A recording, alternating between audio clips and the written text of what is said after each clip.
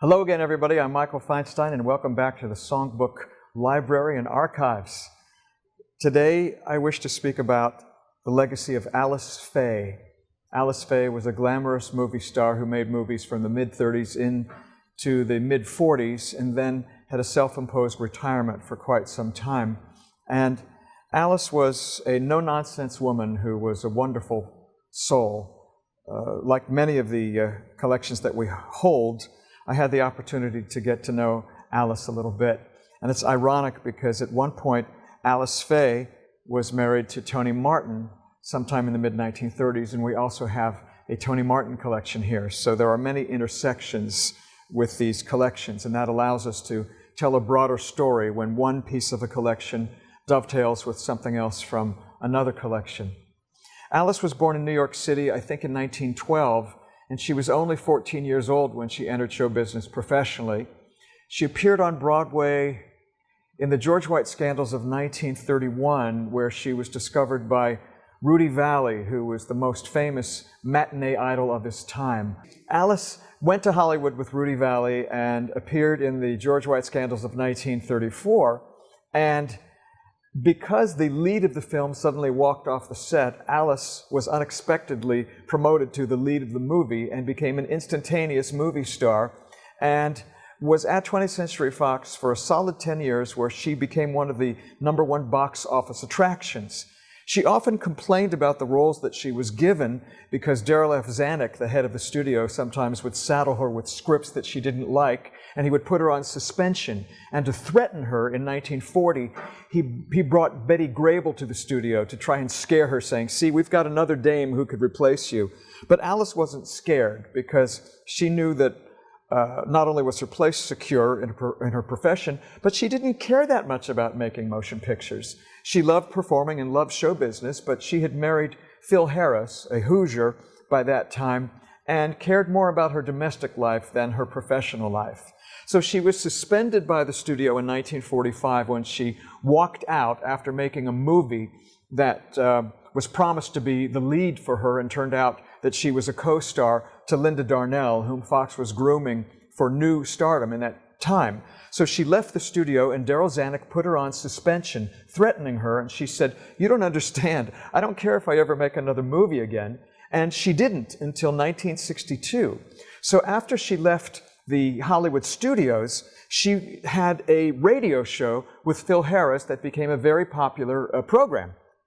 So we have a collection of orchestrations that date from the mid-1940s, after Alice walked out on 20th Century Fox. And it's a marvelous collection of hundreds of charts that were played on her radio show. So they're either charts for Alice solo, or for Alice with her husband, Phil Harris, or some for Phil Harris solo.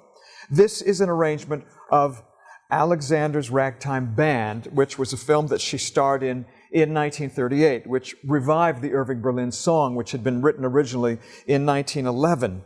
And this has the original sketch by the orchestrator, who is Walter Scharf. It says WS, but WS stood for Walter Scharf. And this is the original sheet music from which Walter arranged Alexander's Ragtime Band. And then these are all the individual parts that the different musicians played on that particular radio show. And the thing that I find interesting is that all of these arrangements, here's a choral part for the choir to sing with her, all of this stuff, all of this incredible work was done for an arrangement of a song that was only going to be performed by her one time on the air. And then it was no longer of any use, even though they kept it in the library in case they needed it again. But that's the way it was back then. They did not skimp in doing an arrangement for something that was only going to be heard once, because every musical feature on a radio show was considered very important.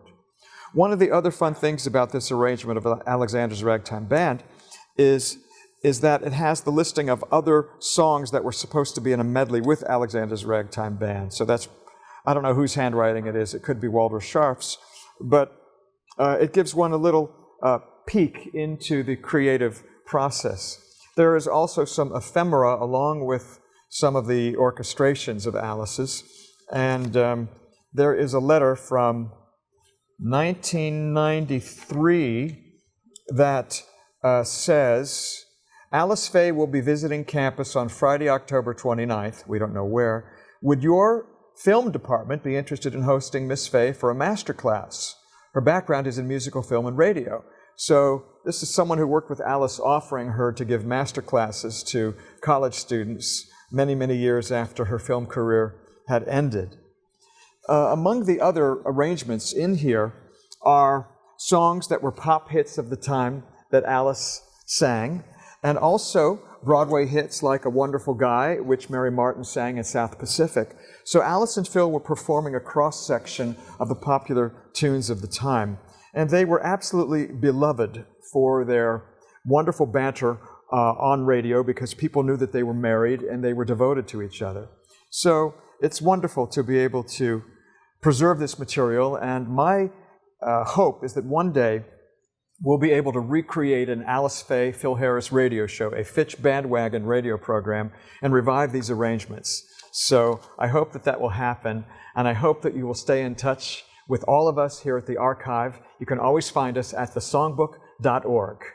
We love you, Alice Faye, and we love all of you for joining us. See you soon.